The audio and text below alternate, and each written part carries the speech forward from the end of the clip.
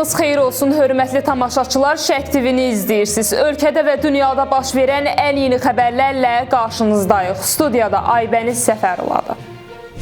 Azal təyyarəsi ilə bağlı Rusiya İstintaq Komitəsi tərəfindən cinayət işinə xitam verilməsi çox ciddi suallar doğurur. Bunu Xarici İşlər Naziri Ceyhun Bayramov deyib. Onun sözlərinə görə Rusiya İstintaq Komitəsi tərəfindən Azərbaycana qəza ilə bağlı məktub göndərilib. Məktubda bizim üçün çox ciddi təəccüb doğuran məqamlar vardı. Əsas məsələ o idi ki, məktubda artıq cinayət işinə xitam verildiyi qeyd olunurdu. Şübhəsiz bu bizdə ciddi suallar doğurur. Sözügedən məktuba müvafiq qurum tərəfindən lazımi cavab göndərilib deyə nazir qeyd edib.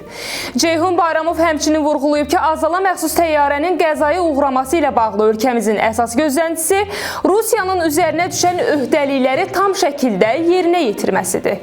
Qeyd edək ki, Qazaxıstanın yaydığı hesabatda təyyarənin hər hansı texniki nasazlıq səbəbindən deyil, məhz kənar müdaxilə konkret olaraq vurulma nəticəsində qəzaya uğradığı bildirilib. Bakı metropoliteni dünya azərbaycanlılarının həmrəyliyi günü və yeni il bayramı münasibəti ilə iş saatlarında dəyişiklik edəcək. Metropoliten rəhbərliyi bildirib ki, paytaxtda keçirilən tədbirlərə görə stansiyalar gücləndirilmiş iş rejimində çalışacaq. Dekabrın 31-dən yanvarın 1-nə keçən gecə bütün stansiyalar saat 02:00-a qədər sərnişinlərin girişinə açıq olacaq. Həmçinin bayram günlərində metropolitende gücləndirilmiş iş qrafiki tətbiq ediləcək. Ümumilikdə isə dekabrın 31-dən yanvarın 3-nə qədər qatarların hərəkəti xüsusi qrafiklə tənzimlənəcək. Bakı Ağır Cinayətlər Məhkəməsində xaricdə yaşayan bir qrup bloger barəsində qiyabi hökm elan edilib. Bugün keçirilən məhkəmə prosesində bloger Tural Sadıqlı, Elşad Məmmədov, Süleyman Süleymanlı, Qurban Məmmədov, Orxan Ağayev, Rafael Pireyev və Orduxan Teymurxan barədə hökm oxunub.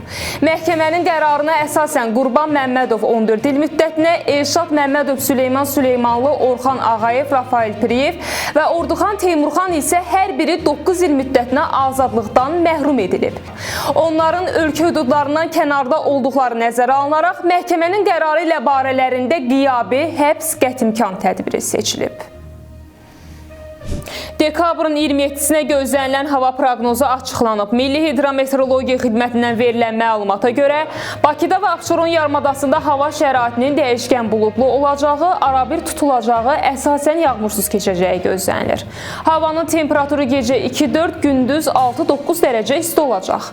Rayonlarda isə havanın əsasən yağmursuz keçəcəyi, lakin gündüz şimal və qərb rayonlarından başlayaraq bəzi yerlərdə arabir qar yağacağı gözlənilir. Havanın temperaturu gecə 2 dərəcə şaxtadan 3 dərəcəyədək isti, gündüz 7-10 dərəcə isti olacaq. Xüsusilə gecə bəzi dağlıq ərazilərdə yolların buz bağlayacağı ehtimal olunur. Bugünə çatdıracaqlarımız bu qədər. Ən son xəbərləri Şərq TV-dən izləməyə davam edin. Diqqətiniz üçün minnətdarıq.